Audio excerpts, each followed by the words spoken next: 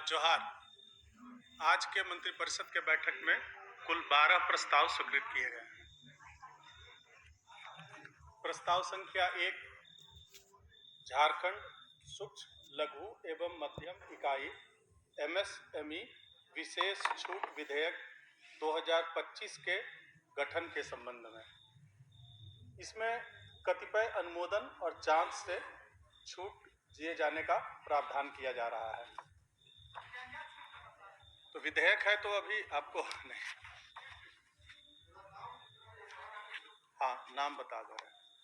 झारखंड सूक्ष्म लघु एवं मध्यम इकाई MSME विशेष छूट विधेयक 2025 के गठन के संबंध में। प्रस्ताव संख्या 2, बिहार राज्य औद्योगिक विकास निगम एवं Bihar state electronic development corporation limited से संबंधित आस्तियों एवं दायित्वों के बंटवारे के संबंध में। माननीय न्यायालय के आदेश से कर्मचारियों का बकाया भुगतान के लिए आदेश किया गया था। इसमें अभी 12,74,28,095 रुपया उनके भुगतान के लिए दिया जा रहा है। जी, 12,74,28,095। नहीं, ये है BSEDCL, Bihar state electronic development corporation limited, और बिहार राज्य औद्योगिक विकास निगम BSIDC।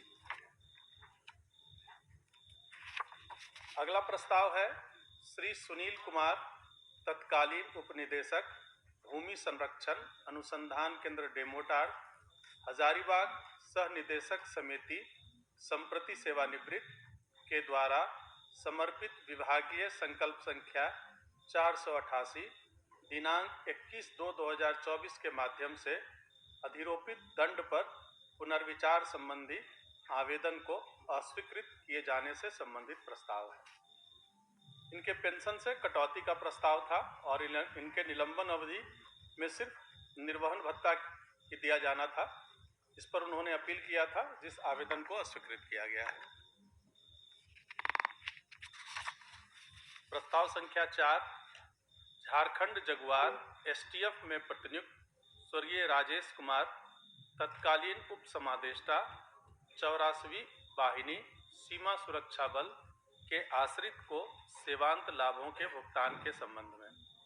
ये मूल रूप से BSF के थे, प्रतिनियुक्ति पर यहाँ पे कार्यरत थे।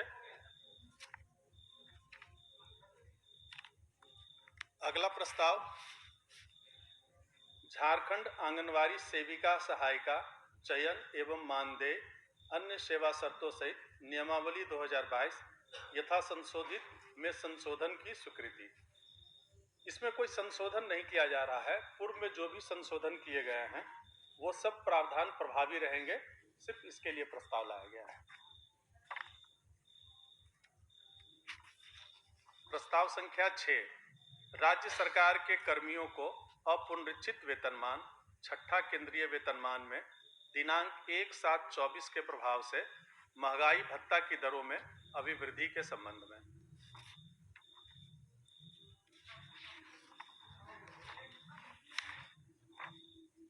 इसमें 239% पहले था, वो बढ़ा के 246% हो गया है। अगला प्रस्ताव, राज्य सरकार के पेंशनधारियों, पारिवारिक पेंशनधारियों को अपुनरीक्षित वेतनमान छठा केंद्रीय वेतनमान में दिनांक 1/7/24 के प्रभाव से महंगाई राहत की दरों में अभिवृद्धि के संबंध में। इसमें 239% जो था उसको 246 किया गया है। जी,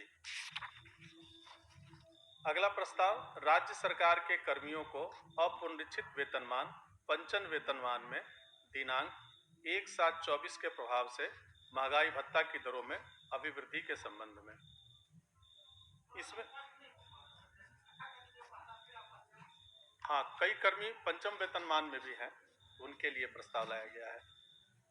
ये 443% था, जिसको बढ़ा के 455% किया गया है।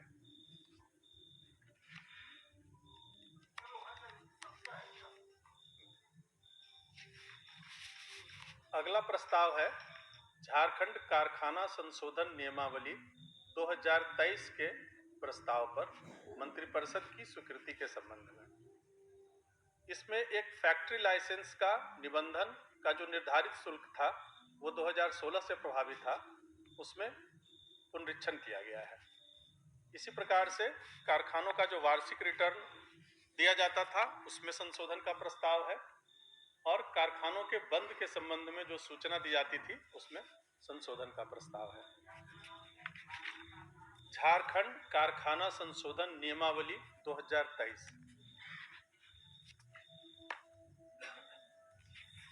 अगला प्रस्ताव है श्रम नियोजन एवं प्रशिक्षण विभाग से राज्य के चयनित सरकारी औद्योगिक प्रशिक्षण संस्थानों में बाजार मांगों के अनुसार नवीनतम तकनीकी जानकारी, ऑटोमोबाइल निर्माण व्यवसाय, ऑटोमोबाइल मैन्युफैक्चरिंग ट्रेड्स में प्रदान करने हेतु झारखंड वित्त नियमावली के नियम 235 को नियम 245 के तहत शिथिल करते हुए मनोनयन के आधार पर मारुति सुजुकी इंडिया लिमिटेड नई दिल्ली के सहयोग से CSR के तहत मेमोरेंडम ऑफ अंडरस्टैंड हस्ताक्षर करने के लिए मंत्रिपरिषद की स्वीकृति प्रदान की जा रही है। जी, अगला प्रस्ताव है ईज ऑफ डूइंग बिजनेस के तहत औद्योगिक नीति एवं संवर्धन विभाग, वाणिज्य एवं उद्योग मंत्रालय, भारत सरकार द्वारा तैयार किए गए बिजनेस रिफॉर्म्स एक्शन प्लान के अनुपालन हेतु कारखाना अधिनियम 1948 के केंद्रीय अधिनियम संख्या 23 में संशोधन हेतु कारखाना संशोधन विधेयक 2024 की स्वीकृति के संबंध में प्रतिष्ठानों में महिला कामगारों को उनकी सहमति से संध्या 7 बजे से प्रातः 6 बजे तक की अवधि में भी काम करने की अनुमति प्रदान किया जाना।